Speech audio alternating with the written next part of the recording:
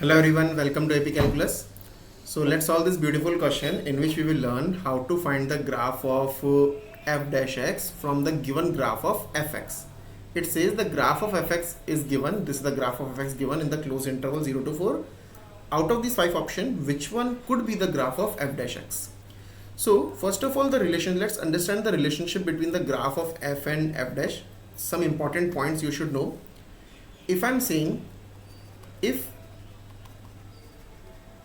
f is increasing, if the graph f is increasing, so in this case f dash should be positive, and if function f is decreasing, the f dash should be negative, right? These two things first of all let's take into account. So now if you look at this in this particular graph, here you can see this graph over here is decreasing, right? The graph of f, this is decreasing, and from here it is increasing. So if it is decreasing from here to here, from 0 to, let's say this is 0.2, so from 0 to 2 it is decreasing. So in this interval from 0 to 2, the graph of f dash is negative. Negative means it should lie below the x-axis. Now if you look at the option A, the graph of f dash in the 0 to 2, it is lying above the x-axis. No, in the 0 to 2 it is lying above the x-axis. This cannot be the graph.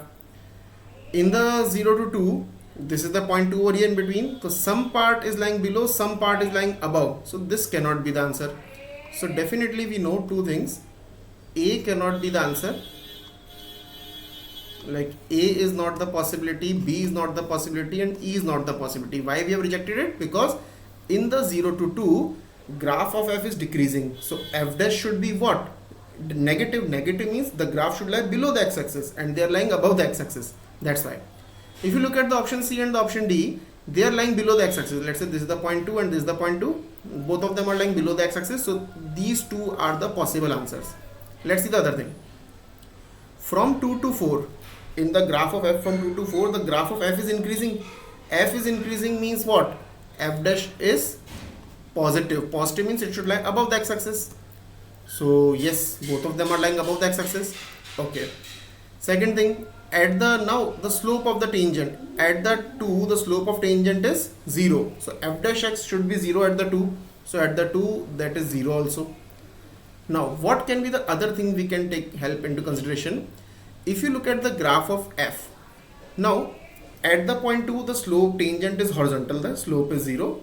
If you move towards the right side, you can see the tangent is like this, and it starts increasing, and after that you can see that it starts decreasing. So it starts increasing, like tangent is horizontal over here. When we move towards the right side, somewhere between 2 and 4 you can clearly see. Let me remove this again. Somewhere between 2 and 4, or sometimes exactly between 3, let's take this point as 3. Up to this point you can see from 2 to 3 the tangent is increasing like this.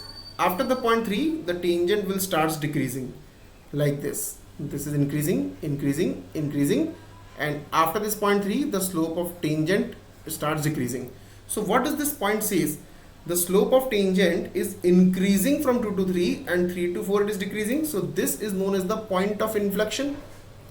This is known as the point of inflection. Now at the point of inflection what happens is the double derivative is 0 always. Double derivative 0 means what? In the graph of f dash the tangent should be horizontal. So at this point 3 the tangent should be horizontal. Like if I'm saying, you can say one more point you can write. At point of inflection.